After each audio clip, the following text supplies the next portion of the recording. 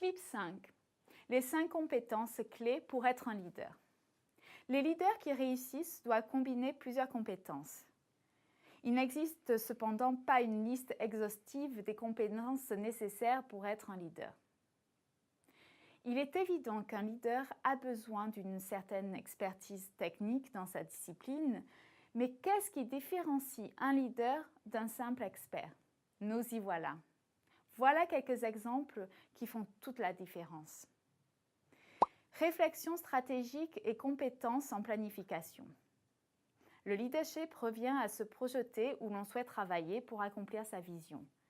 La réflexion stratégique permet de développer une stratégie à l'aide d'un plan stratégique.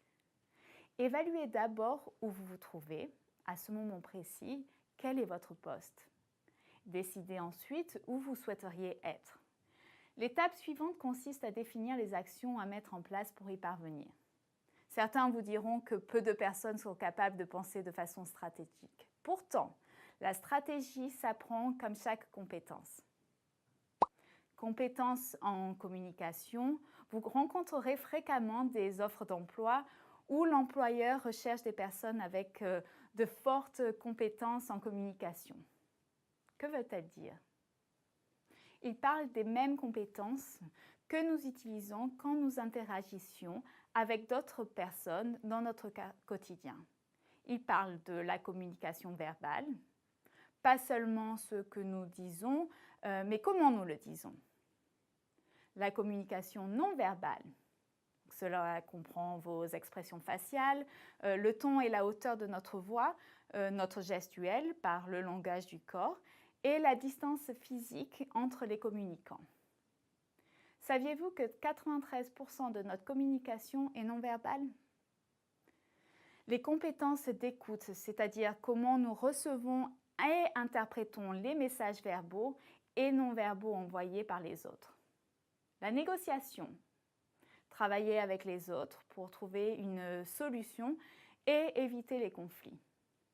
L'affirmation de soi signifie d'être capable de défendre ses droits de façon calme et positive, sans mettre ni ses interlocuteurs ni soi-même en colère.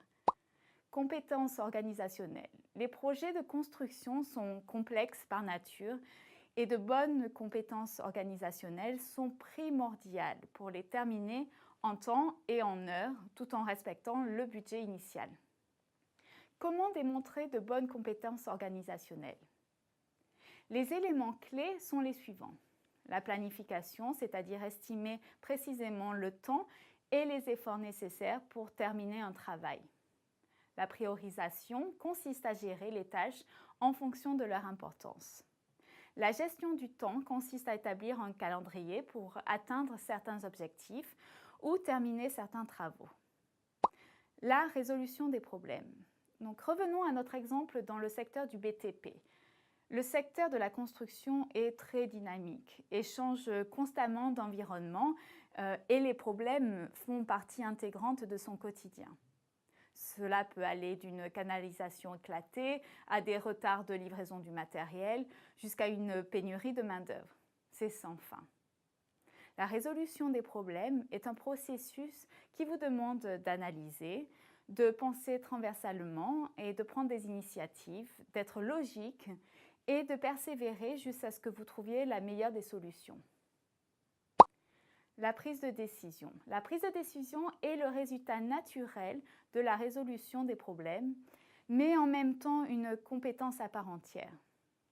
La prise de décision d'un leader réside souvent dans la combinaison de son intuition et de son raisonnement.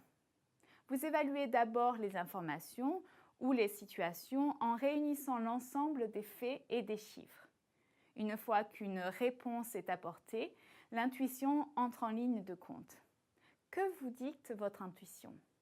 Sentez-vous qu'il s'agit de bonnes décisions?